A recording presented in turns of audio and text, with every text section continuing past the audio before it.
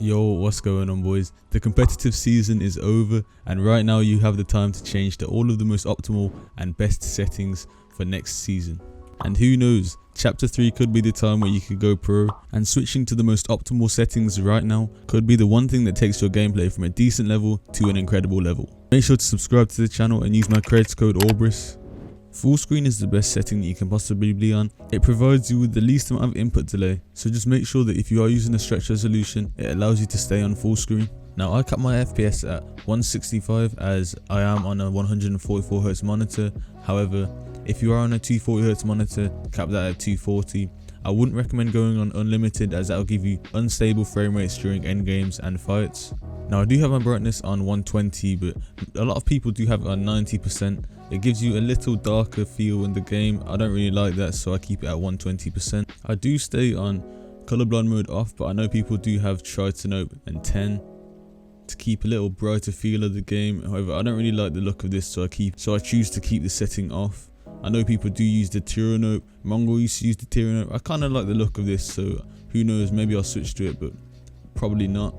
Now, 3D resolution, I keep it at 100, but I know a lot of people do play with it 90%, 83%-ish, as it does give you a little more frames and a little less input delay, as you are literally reducing the pixels on your screen. Now, I keep my view distance at medium so I can see at further ranges, so I can tag players for storm surge, and it just is overall better to keep it on medium.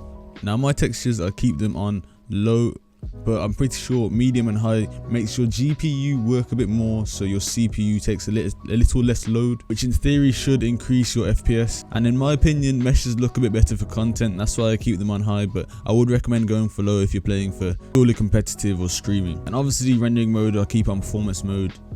Toggle sprint is kept off, sprint by default on, sprint cancels reloading off, and auto open doors, I keep that on. So let's say you're free building and you accidentally edit a door, you can just run straight through, you don't have to manually open it.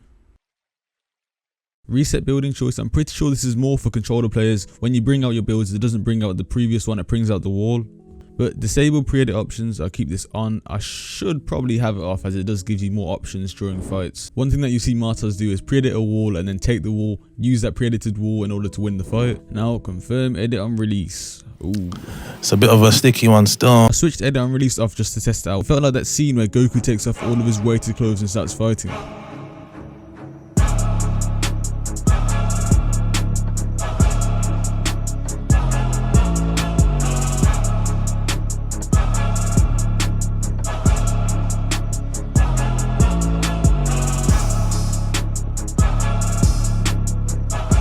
And I went into arena, played for like 2 or 3 days, remembered why it was so horrible and switched it straight back off. You're simply not going to have good crosshair placement on edit and release. Edit and release also gave me this mindset of just editing everything and just becoming some mechanical demon. And honestly, my overall IQ just went straight down. Edit and release off gives me time to actually think of my plays, how to actually outplay my opponent without just editing through everything. And just gives me the most control and options over everything I need to do in game fights. But boys, all I'm saying is look at the Grand Royale, look at FNCS, everybody on EU, all of those players are using edit and release off. Every single good fighting mechanical EU professional is using edit and release off. Surely you think these really high optimized players like Vidil and No Riley would use edit and release because it's the most optimal, but it's really just not. I'm just gonna name a couple pros. No Riley, Vidil, Mongrel, Mitro, Martas is not really a pro, but he's a really good fighter.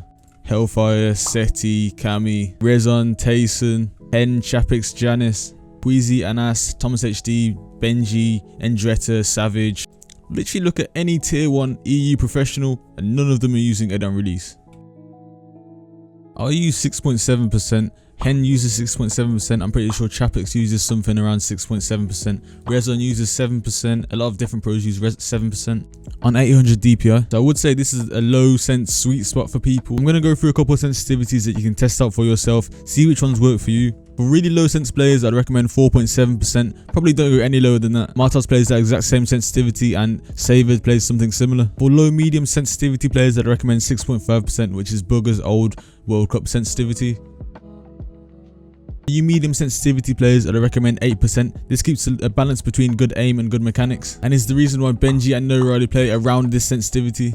And for you high sense built differently players, I'd recommend 14%, which is Vidal's sensitivity at this moment in time. I say recommend, but I was trying this sense out and it's disgusting. That's going to be it for me today, boys. That's all I really wanted to cover. And if you did enjoy the video, don't forget to like, subscribe, comment. For further support, you can use my support credit code in the item shop. And boys, I'd just like to say thank you for the recent support. I genuinely love you boys so much.